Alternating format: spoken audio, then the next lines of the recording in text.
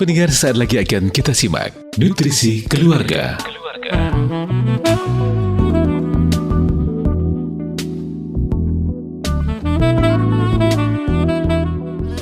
Assalamualaikum warahmatullahi wabarakatuh. Radio kesayangan Anda, Persada FM Pilihan Pas Kita dan Keluarga. Siarkan kebenaran, tebarkan kasih sayang. Saudaraku pendengar Persada FM dimanapun Anda berada, puji syukur alhamdulillah pendengar di hari ini, di hari Sabtu 18 Syawal ya 1445 Hijriah atau di 27 April 2024.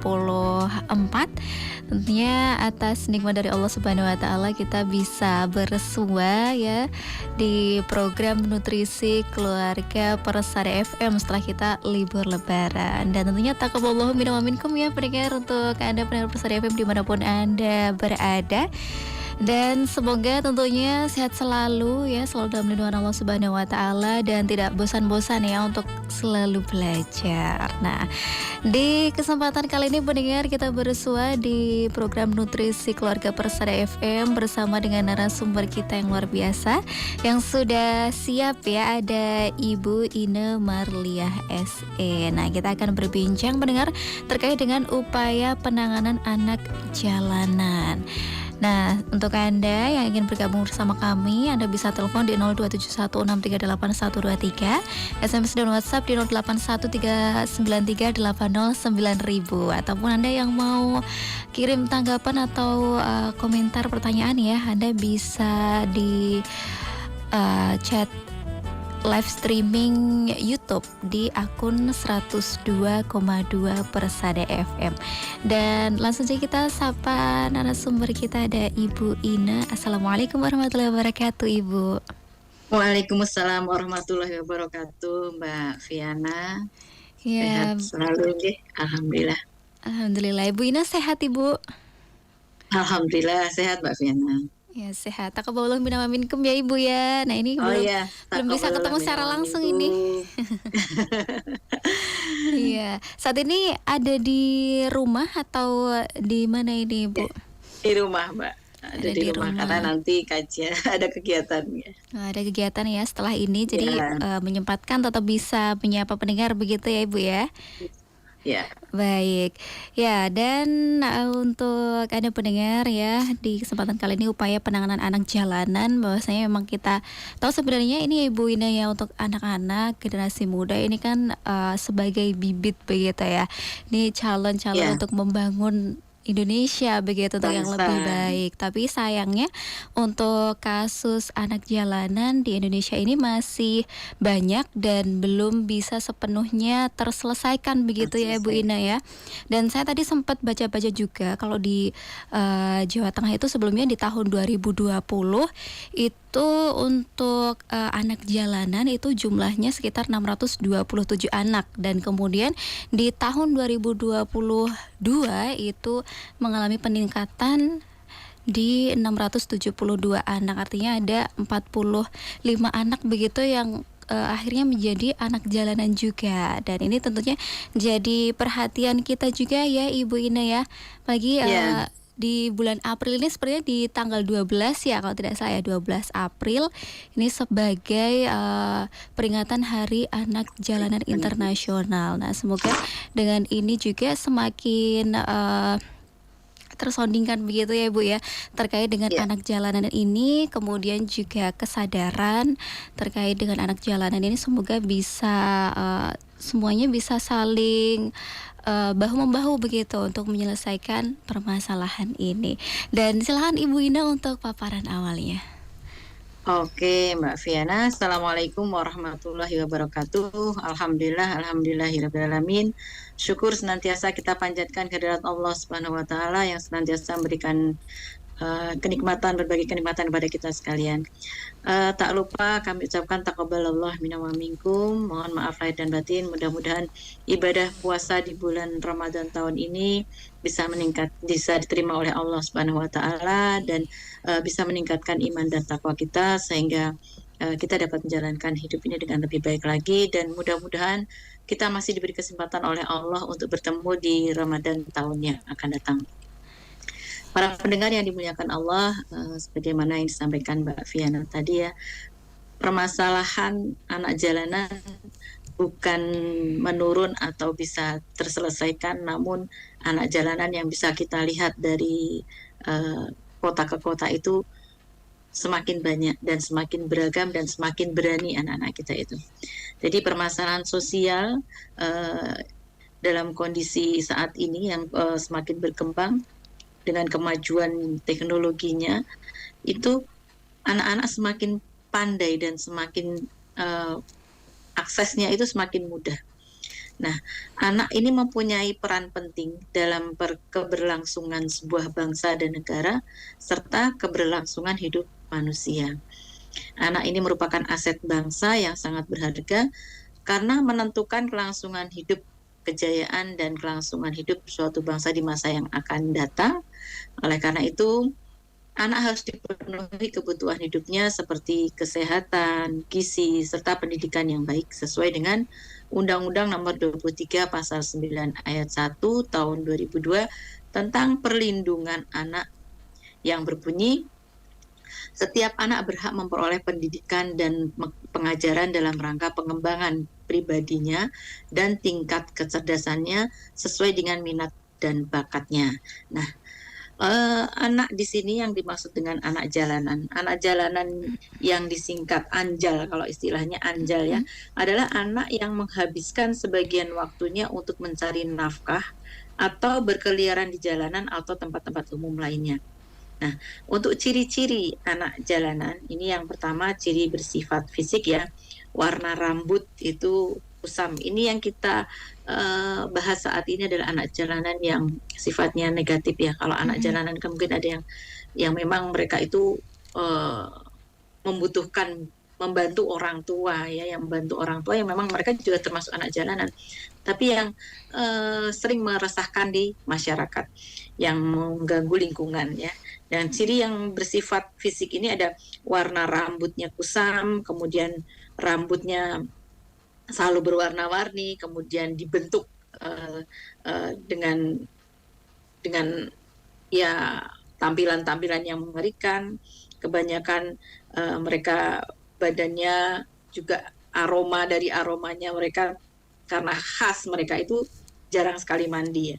Pakaiannya juga tidak terurus, kemudian ciri-ciri yang bersifat psikis ini, mobilitasnya dia tinggi, kemudian kadang acuh tak acuh, penuh curiga, sangat sensitif, berwatak keras, kemudian tapi juga memiliki kreatif, semangat hidup tinggi, kemudian berani menanggung risiko. Nah, anak-anak ini mereka kadang nekat, anak-anak jalanan ini hidup di jalanan yang mereka itu berani mempertaruhkan nyawanya. Dan ada sebagian anak yang sering kami terima, dia menyatakan bahwa hidup di jalanan memang sangat keras, bahkan kalau dia itu menumpang suatu kendaraan besar, kriminalitas di dalam kendaraan itu sering terjadi. Jadi saling tusuk ataupun saling kelahi di dalam kendaraan yang besar yang dia tumpangi itu, dia sangat mudah. Bahkan melemparkan seseorang ke jalanan itu dia lakukan tanpa ada perasaan belas kasihan. Dan mereka kalau sudah bertemu dengan lawan gerombolannya itu, sikap kerasnya itu muncul. Dan itu disampaikan oleh mereka, ya memang pengalaman hidup di jalanan itu sangat keras. Kemudian indikator anak jalanan ini dapat diukur dari diamati sebagai berikut. Dia usianya sekitar 5 sampai dengan 18 tahun. Kemudian waktunya dia habiskan di jalanan lebih dari 4 jam setiap hari. Kemudian dia memiliki orang tua sebetulnya. Ada yang memiliki orang tua, ada yang dia tinggal dengan famili yang lain, dan kemudian dia bisa juga tinggal berkelompok dengan teman-temannya, dan ada juga yang tidak punya tempat tinggal tetap. Jadi mereka yang memiliki orang tua biasanya terpengaruh oleh lingkungan, terpengaruh oleh media sosial, kemudian yang mereka itu dengan mudah lewat medsos itu pengaruhnya sangat kuat sekali, walaupun mereka tidak kenal secara pribadi karena dia itu diajak melalui medsos, dengan mudahnya dia itu bergabung. Saling percayanya antara anak jalanan itu sangat kuat sekali. Kemudian lokasi anak jalanan ini biasanya di pasar, kemudian terminal, kadang stasiun. Kalau mungkin sekarang stasiun itu sudah ketat ya, sudah jarang sekali. Ada taman-taman kota, lokalisasi perempatan jalan raya, pusat perbelanjaan mall, ataupun di lampu merah itu yang sering banyak kita lihat itu pemandangan anak jalanan di lampu merah. Aktivitas yang dia lakukan ya bisa dia itu karena kehabisan uang, dia bisa jualan asongan, bisa jual koran atau mungkin lap kaca mobil, kemudian ngamen, mulung, mengemis.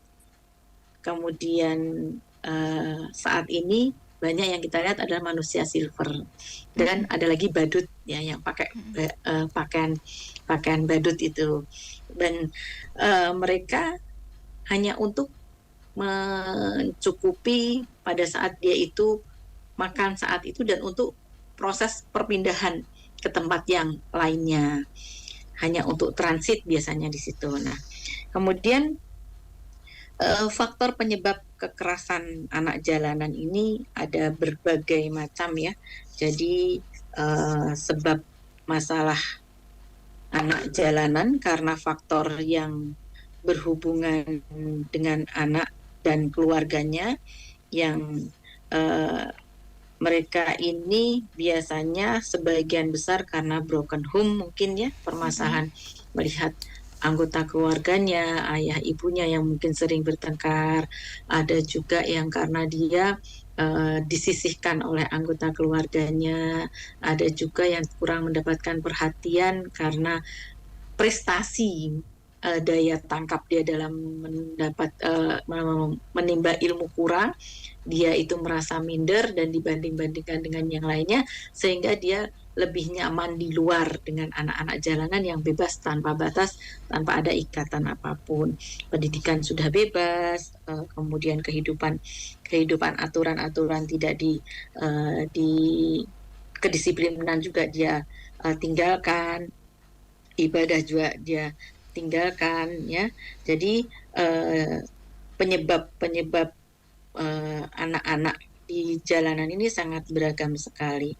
Kemudian ada juga yang mereka karena penyebab utamanya adalah media sosial yang sangat besar. Jadi media sosial yang saat ini bisa kita lihat di medsos, perkumpulan ataupun aktivitas anak jalanan ini sangat luar biasa.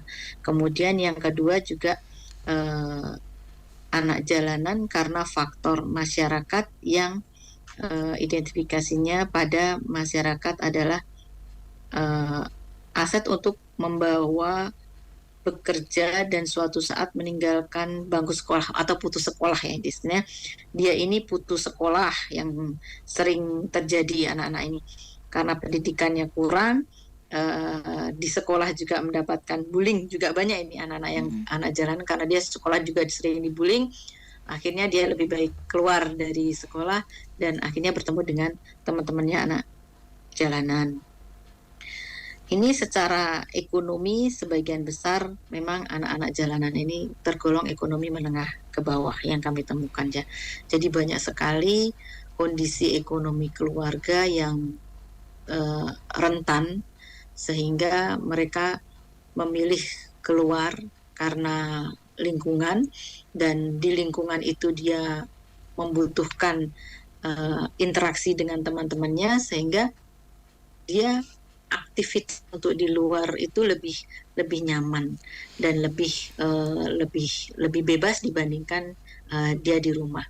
Kekerasan dari orang tua, kemudian lingkungan yang tidak mendukung, itu juga menjadi penyebab anak-anak turun ke jalanan. Kemudian mudahnya akses gadget kita yang saat ini uh, mudah diakses anak-anak, itu sangat sangat mempengaruhi anak-anak turun ke jalanan. Kemudian upaya penanganan anak jalanan ini untuk menanggulangi masalah anak jalanan, khususnya anak-anak yang hasil razia dari penjaringannya, karena proses yang dilakukan, alurnya proses penanganannya ini, yang pertama adalah kami dari Dinas Sosial menerima hasil penjaringan dari Satpol PP ataupun Polres ataupun Polsek ya, ataupun masyarakat menemukan anak jalanan ini dan diserahkan ke kami, ke Rumah Singgah Dinas Sosial Kabupaten Sragen khususnya.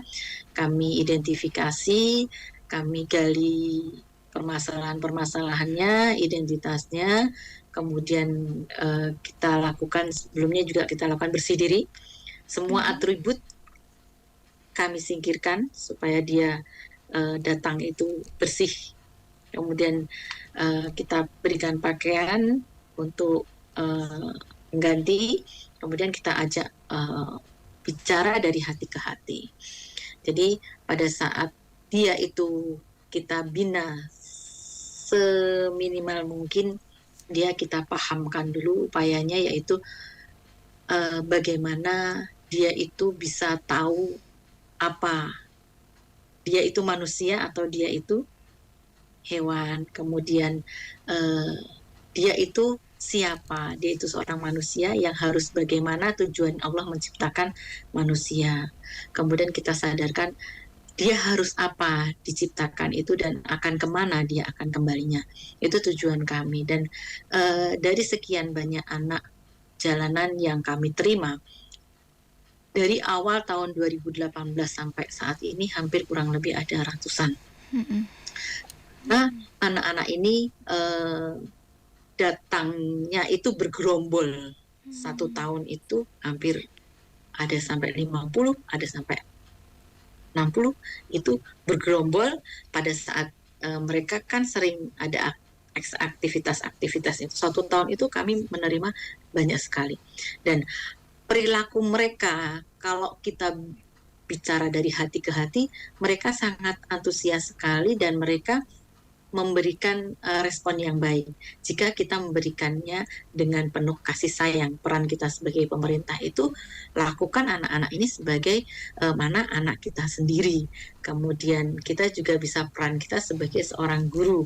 Kita bisa memberikan pemahaman tidak seperti anak-anak di dalam kelas, tapi kita cukup tontonkan film-film kisah nyata seorang yang mungkin memiliki kekurangan, kemudian dia memiliki motivasi yang tinggi, dia memiliki antusias yang tinggi, sehingga mereka merasa, oh iya, ternyata di luar sana masih banyak yang menderita dibandingkan saya. Kemudian upaya yang telah dilakukan lagi, kita berusaha kepada keluarga. Jika wawancara ataupun pendekatan sudah kita lakukan, kita bisa penelusuran kepada anggota keluarga. Kita lakukan penelusuran kepada anggota keluarga, bagaimana kondisi ekonominya, bagaimana kondisi sosial di lingkungannya, bagaimana akhlaknya itu terhadap orang tua.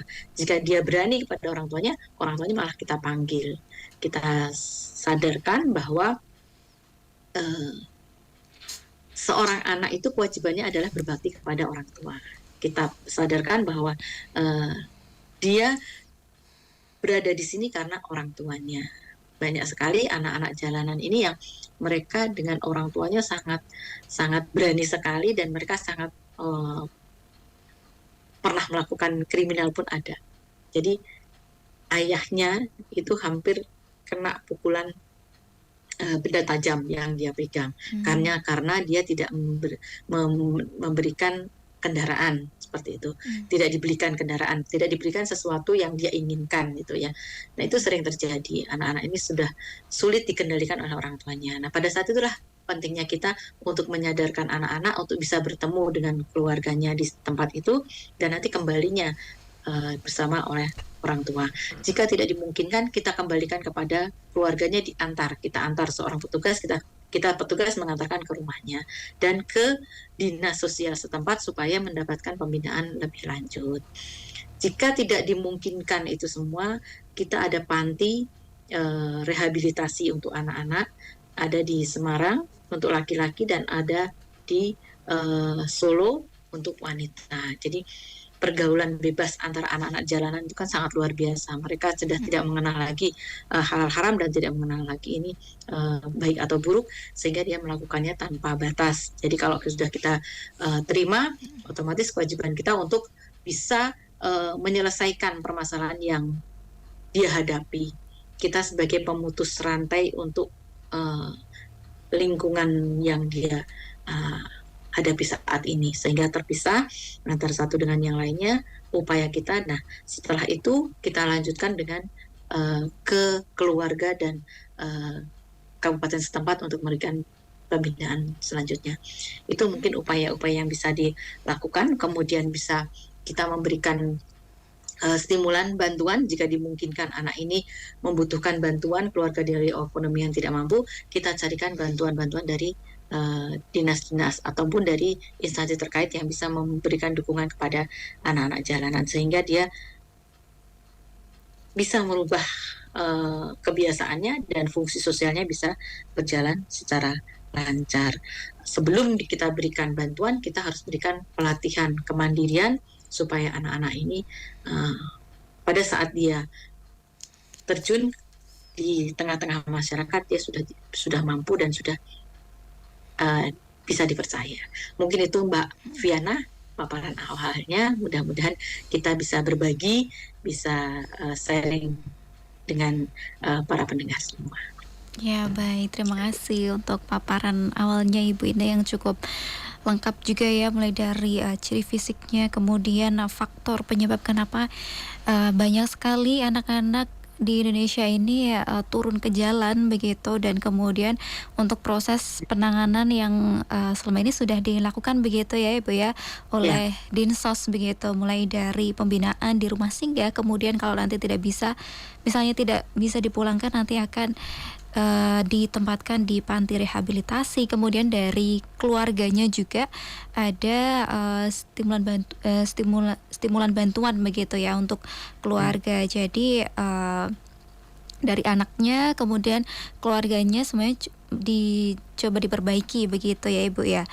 Nah, kemudian kalau untuk terkait anak jalanan ini Bu, kan rata-rata kalau di jalanan itu pasti ini ya pada mengemis begitu, atau tadi yang disampaikan seperti Ibu Indah fenomena manusia silver ini kan juga semakin banyak juga ya Ibu ya, dan rasanya banyak orang kadang yang memilih untuk menjadi manusia silver begitu daripada untuk bekerja di tempat lain begitu. Nah, ini bagaimana sih Ibu kita untuk membuat anak-anak ini supaya tidak terlanjur nyaman begitu dengan aktivitas mereka yang di jalan. Dengan mengemis kan ini mudah ya tentunya ya, tidak perlu banyak kerja keras, tapi mungkin hasilnya juga banyak begitu ya. Nah, itu bagaimana daripada harus bekerja aktivitas yang lain begitu, harus kerja keras, tapi kalau di jalan bisa dapat lebih banyak begitu. Bagaimana cara kita untuk mengubah mindset dari anak-anak jalanan ini? Ya Mbak Viana, kalau kita dekat dengan dia, kita pahamkan. Kamu dapat uang dari seseorang, kamu meminta ya.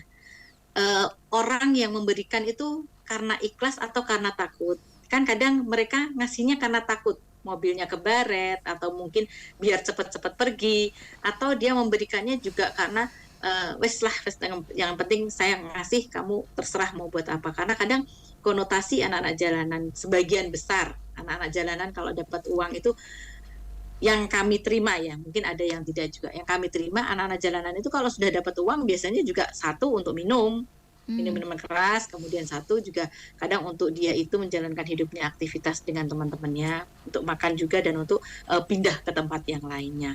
Nah, yang dia terima itu kadang kan dia mendapatkannya juga karena tidak ikhlas, akhirnya tidak berkah. Saya sampaikan ke anak-anak seperti itu. Kemudian kita sadarkan juga sebetulnya kamu punya potensi yang sangat luar biasa yang bisa kamu kembangkan, yang kamu tidak harus mengemis. Kadang kalau misalnya masuk ke pasar, coba kamu lihat itu ada orang-orang yang sangat tua renta masih berani, masih jualan, untuk mencari nafkah. Kita masih sehat, kita masih diberi kaki, masih diberi kesempurnaan, tapi kenapa kok kita minta Rp1, Rp2 kepada nenek-nenek yang sudah renta?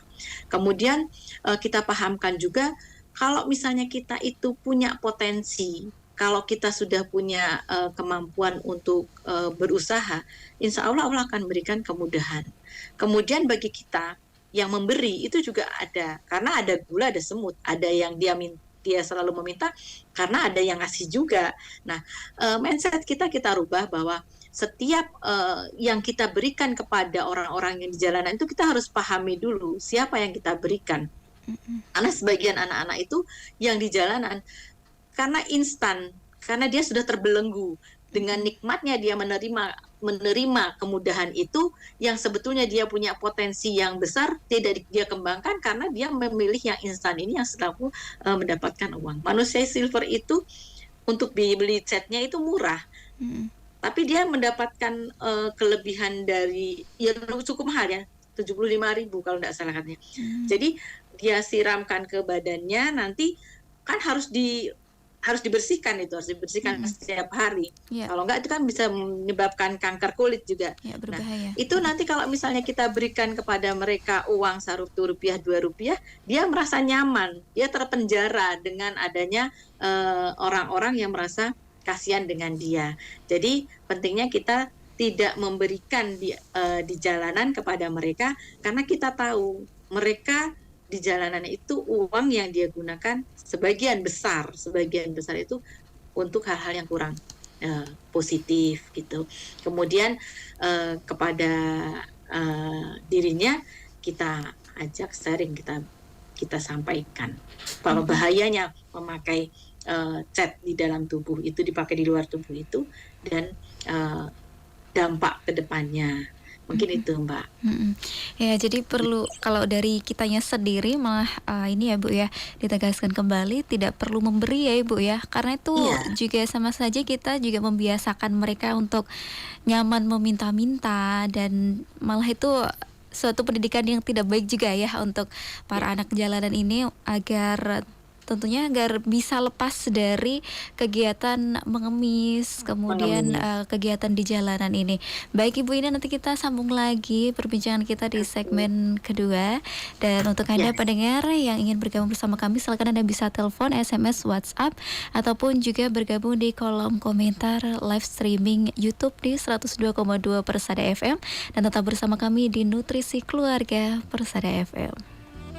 Baik saudaraku pendengar Persada FM dimanapun Anda berada, terima kasih pendengar Anda masih setia bersama kami menyimak Nutrisi Keluarga Persada FM edisi hari ini bersama dengan Ibu Ine Marliah SE yang kita membahas terkait upaya penanganan anak jalanan. Dan kita sambung lagi ya Ibu Ine perbincangan kita di segmen kedua kali ini. Nah, tadi disampaikan juga oleh Ibu Ina, sudah ada proses penanganan yang selama ini sudah dilakukan oleh Dinas Sosial ya. Tadi yang pertama itu pembinaan di rumah singgah. Nah, kalau pembinaan di rumah singgah ini kan tentunya secara langsung begitu ya terhadap anaknya itu sendiri, anak jalanan itu sendiri. Dan kemudian banyak treatment, maksudnya banyak hal yang dilakukan di situ ya Ibu Ina ya, mulai dari memahamkan begitu ya, kemudian juga ada pembinaan untuk meningkatkan kreativitasnya, bakatnya seperti itu. Dan untuk anak-anak yang di sana pun juga berbeda-beda ya Ibu Ina ya untuk pembinaannya ya, tergantung kondisinya masing-masing. Ada yang karakter anaknya juga bisa ada yang lebih cepat, ada juga yang mungkin membutuhkan proses lebih lama begitu ya untuk nanti dikembalikan ke orang tua ataupun keluarga.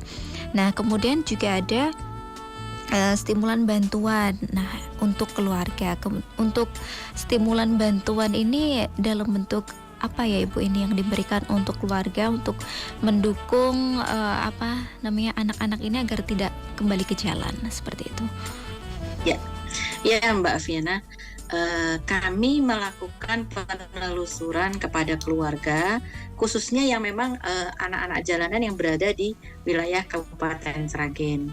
Sedangkan untuk yang berada di wilayah luar Kabupaten Sragen, kami sampaikan kepada dinas instansi terkait yang berada di wilayah setempat. Untuk yang ada di Kabupaten Sragen, pernah kami berikan bantuan sesuai dengan kebutuhan yang dia inginkan. Jadi Hmm. kita lakukan seleksi, kemudian kita lakukan verifikasi dulu ke rumahnya, kepada keluarganya, apa yang dia inginkan. Misalnya dia menginginkan alat bengkel, kemudian perabotan-perabotan mungkin untuk jualan angkringan, atau mungkin dia ingin, Bu, saya bisanya hanya ternak kambing, itu bisa kita berikan, Hmm.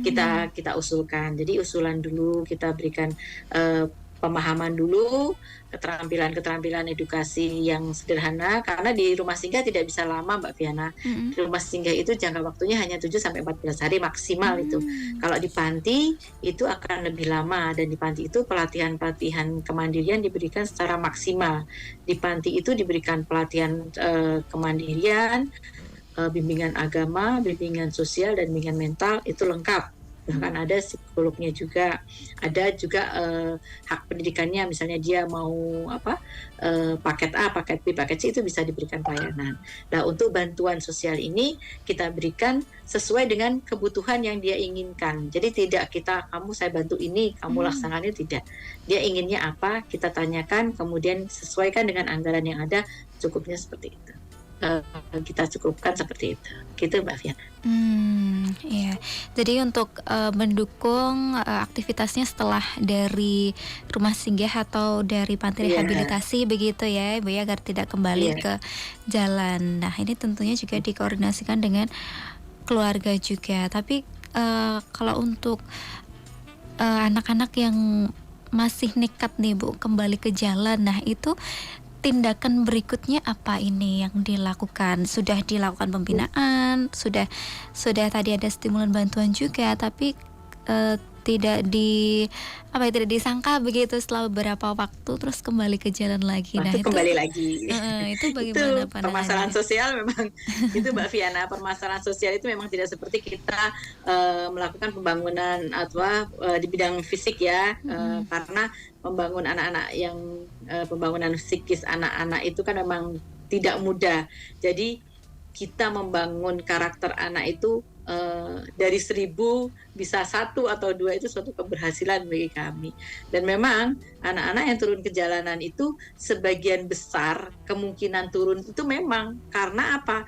Kita tidak ada penanganan pendampingan secara sinergi selama ini. Kita sudah membina, kita kembalikan ke keluarga, anak karakternya itu memang keras, kemudian lingkungan yang mengajak dia juga sangat kuat sekali, kemudian yang dia konsumsi itu juga sudah terlalu mengakar di dalam tubuhnya, di dalam dirinya, memang sangat berat sekali. Namun itu tidak bisa kita putus asa, alah anak-anak jalanan itu sudah biarin aja, dia kan sampah masyarakat orangnya. Tapi itu tidak bisa, karena dia memiliki masa depan, masa untuk kelangsungan hidupnya akan berpengaruh kepada lingkungan sekitarnya dan akan berpengaruh kepada dirinya sendiri. Jadi pentingnya kita sinergi antara beberapa instansi yang harus kita bekerja sama. Yayasan ataupun seperti yayasan-yayasan swasta, lembaga kesejahteraan sosial yang dari masyarakat, dia memiliki kemampuan untuk mendirikan sebuah panti swasta seperti IPWL, Institusi Penerima Wajib Lapor, yang ada di Kabupaten Sragen, itu ada di Tanon.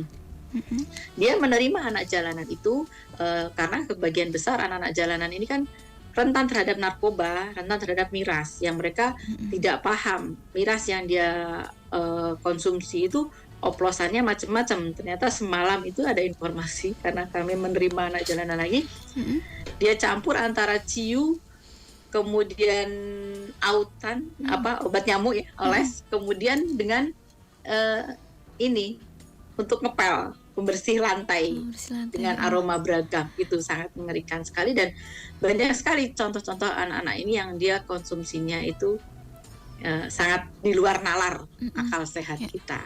Jadi memang berat untuk merubah mindset anak, tapi tidak berarti kita itu lepas tangan. Harus selalu continue, berdampingan, sejalan, dan kemudian memiliki komitmen yang sama supaya kita itu menangani anak jalanan itu bisa bisa benar-benar maksimal. Seperti Satpol PP itu mereka takuti, walaupun mereka melakukan penjaringan itu juga dengan kekeluargaan, tapi mereka sangat takut. Dan di Kabupaten Sragen dari tahun 2018 sampai 2019 sampai sekarang ini selalu berkurang, Mbak. Kurvanya dia langsung berkurang. Jadi selalu melakukan terjadi penurunan. Dan saat ini kami sangat jarang sekali untuk menerima anak jalanan. Paling 1 tahun ini, tahun kemarin kami hanya dapat terima kurang lebih 20, 30. Terus 2 tahun ini kita jarang sekali karena memang kalau dilakukan secara kontinu, seorang trantip ya, keamanan dan ketertiban selalu melakukan razia dan jaringan, otomatis lingkungan tersebut juga insya Allah akan kondusif karena merasa ada yang mengawasi, ada petugas di sana gitu. Itu seperti itu. Memang berat, tapi insya Allah harus bisa. Karena tidak ada kata menyerah, harus tetap ini adalah anak-anak kita, anak-anak bangsa kita, dan dia harus kita perjuangkan. Ya, baik. Jadi ini yang paling penting tentunya sinergi ya Ibu ya, semuanya memaksimalkan perannya masing-masing begitu ya, mulai dari Dinsos, kemudian yang punya yayasan swasta juga dimaksimalkan, terus trantipnya juga, terus penyuluh agama Mbak, penyuluh agama itu di tiap kecamatan ada, bisa kita maksimalkan. Pendidikan juga paket A, paket B, paket C bisa. Jadi sinergi kita harus sama. Baik, sinergi begitu ya yang utama ini ya Ibu ya, untuk mengurangi ini untuk anak jalanan. Kemudian kalau dari kitanya sendiri nih Bu, dari masyarakatnya ya, ini kan mungkin karena kita tidak menangani langsung begitu ya, ataupun kita bukan bagian dari keluarga yang memiliki anak jalanan seperti itu, kadang kan ini kurang nih perhatiannya begitu, dan kemudian malah cenderung abai begitu, ya udahlah gitu. Nah ini selain kita tadi disampaikan untuk tidak memberi pengemis begitu dan anak-anak jalanan, ini apa langkah yang bisa kita lakukan untuk mengurangi anak-anak yang turun ke jalan ini Bu? Terima dia seperti anak kita sendiri, terima dia seperti saudara kita sendiri. Jadi diskriminasi dihilangkan, kemudian kita rangkul anak-anak itu dengan dari hati ke hati, insya Allah bisa. Karena mereka itu menjauh dari lingkungan karena lingkungan itu sudah merasa labeling kepada mereka sangat kuat sekali. Padahal mereka kalau misalnya dari Karang Tarunanya, mungkin dari lingkungan sekitarnya, tokoh agamanya, kita merangkul, memberikan sering pendampingan, kemudian keluarga juga diberikan kekuatan, ketabahan dan kesabaran untuk selalu mendampinginya, insya Allah ada jalan, insya Allah bisa. Tapi karena mereka itu sudah memberikan labeling yang negatif terhadap mereka, mereka semakin liar. Bahkan yang kami dapatkan ini, semula tato itu hanya 1-2, sekarang itu tato udah 1 aja, bahkan mata itu, bola mata dilakukan tato, itu yang sangat ngeri sekali. Karena apa? Karena lingkungan tidak mendukung, keluarga juga tidak mendukung, kemudian aparat juga karena saking seringnya mungkin dia di lingkungan itu melakukan kerusuhan, akhirnya dia melakukan abai terhadap anak-anak itu. Gitu. Baik, dan terima kasih Ibu Ina, ini waktunya sudah hampir habis. Di menit ke-59 ya. Terima kasih Ibu Ina, semoga setelah ini kita juga semakin peka begitu ya Ibu ya terhadap anak-anak di jalanan begitu, untuk merangkul begitu ya, menumbuhkan rasa peduli kita terhadap anak-anak di jalanan begitu ya, memberikan dukungan tentunya ya untuk bisa berhenti dari aktivitasnya di jalanan begitu, juga menghilangkan diskriminasi. Baik, dan terima kasih Bu Ina, selamat melanjutkan aktivitasnya hari ini, nanti semoga lancar dan sehat selalu ya Ibu. Baik, terima kasih. Assalamualaikum warahmatullahi wabarakatuh. Waalaikumsalam warahmatullahi wabarakatuh Mbak Fiana, terima kasih.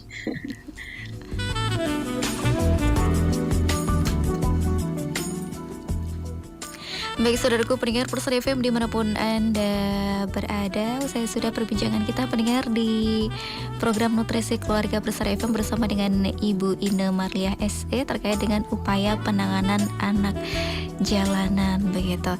Dan semoga setelah ini tadi ya pendengar kita juga semakin sadar bahwasanya kita juga memiliki peran nih untuk mengurangi masalah anak-anak yang turun di jalan begitu.